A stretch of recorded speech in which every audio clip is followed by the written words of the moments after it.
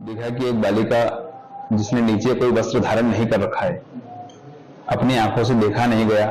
मैंने तुरंत, जैसे अभी आप देख रहे हैं वीडियो में कि ऊपरी वस्त्र ही धारण कर रखा है, उसी प्रकार एक ऊपरी वस्त्र धारण कर रखा था। मैंने तुरंत अपना वस्त्र निकालकर उस बालिका को दिया, जिससे उसने अपना शरीर ढका।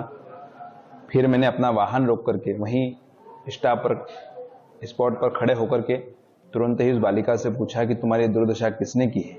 उसकी आंखें पूरी स्वेलिंग से भरी हुई थी, पाँव में पूरी ब्लीडिंग हो रही थी, आंखें उसकी बिल्कुल भरा रही थी, बार बार वह अपने शरीर से लड़खड़ा रही थी। मेरी आंखों से देखा नहीं गया। मैंने उससे पूछा कि बहन, आपकी ये हालत किसने करी है और कौन है तुम्हारे माता पिता, कहाँ है, तुम यहाँ किसके साथ आई हो, कब से इस क्षेत्र में हो। लेकिन वह बालिका अपनी ही भाषा में कुछ बोल रही थी, जिसे मैं समझ नहीं पा रहा था। बार बार वह कुछ बोलने का प्रयास कर रही थी, लेकिन मैं समझ नहीं पा रहा था। 2-3 बार मैंने पेन कापी भी उसके हाथ में दिया कि यदि मैं समझ नहीं पा रहा हूँ या तुम बोल नहीं पा रही हो तो इसमें लिख करके कुछ बताओ। यदि अपने माता पिता का मोबाइल नंबर जानती हो तो मेरे मोबाइल का मैंने कीपैड निकाल करके दिया कि इस पर लगा करके बात करो, या आप पेन डायरी में लिख करके मुझे बताओ। लेकिन वह बालिका उस विषय में मेरी कोई मदद नहीं कर पाई। मैंने उससे पूछा कि बेटा भूख लग रही है, उसने कहा हाँ मुझे भूख लग रही है। ऐसे हाँ का उसने संबोधन किया। मैंने तुरंत अपने आश्रम में जो स्वल्पहार में दलिया नमकीन बना था वो बुला करके उस बालिका को दिया खाने के लिए। चाय पिलाई, जल पिलाया, कुछ नकदी पैसे भी उसको मैंने सहयोग रूप में दिए। लेकिन मेरा विश्वास माना नहीं कि मैं इसको सुनी छोड़ दूं, इसलिए मैंने तुरंत हेल्पलाइन नंबर 100 पर कॉल किया। 2 बार मेरा वहां कॉल कट हुआ। तीसरी बार हमने महाकाल प्रशासन महोदय में कॉल किया। वहां से मैं महाकाल थाने का नंबर मिला, महाकाल थाने में कंप्लेन दर्ज करवाई।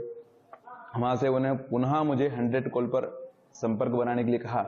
100 कॉल पर किया। वहां से पुलिस की गाड़ी करीब 20 मिनट की में मेरे पास पहुंची। उस बालिका को मैंने पुलिस प्रशासन के हवाले सुपुर्द किया ताकि आज वह बालिका सुरक्षित है। जी,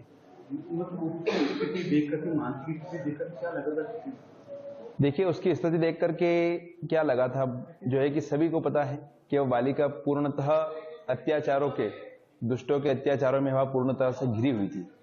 लगता है कि भगवान की कृपा से उसका शरीर बचा है, कहीं ना कहीं उसका कोई पुण्य आड़े आया, क्योंकि दुष्टों ने तो लगता है कि उसको मारने की भी साजिश रची होगी। जिस प्रकार से उसका चेहरा देखा जा रहा था कि बालिका कहीं से बहुत दूर से भग करके हमारे पास पहुंची है, तो उस विषय को हम लोग बता नहीं सकते अपनी आंखों, अपने मुंह से कि उस बालिका के साथ में उन लोगों ने क्या अत्याचार किया था। बाकी इस विषय में चिकित्सा ने पूरा, जो है कि हॉस्पिटल ने पूरा इस विषय के ऊपर पूरा ध्यान देते हुए सभी को बताया है कि उस बालिका के साथ किस प्रकार से जो है उसके साथ अत्याचार किया गया था। ऐसे दुष्टों को सजा मिलना चाहिए। धर्म की नगरी है, पावन नगरी है भगवान महाकाल की। यहाँ और पूरे देश में इस धरा धाम पर यह भगवान कृष्ण की नगरी है। यहाँ किसी प्रकार का भी जो है कि ऐसा गलत कार्य करने वालों के लिए हमेशा मृत्युदंड ही तय होना चाहिए, क्योंकि आज पुलिस प्रशासन का भय लगता है लोगों में नहीं है। उसी के कारण तो आए दिन हम ऐसे केसेस देख रहे हैं। कुछ 4 महीने पहले भी हम लोगों ने सुना था और देखा भी था कि 4 साल की बच्ची के साथ भी ऐसा ही जो है कि द्युत कार्य देखने में हम लोगों के आया था। तो प्रशासन महोदय भी इस के ऊपर ध्यान दे, और जिन लोगों ने भी उस बालिका की मदद नहीं करी, कई वीडियो ऐसे भी वायरल हो रहे हैं, तो जो है कि जिन लोगों ने मदद नहीं करी उनको भी इस विषय के ऊपर ध्यान देना चाहिए और मदद करना चाहिए।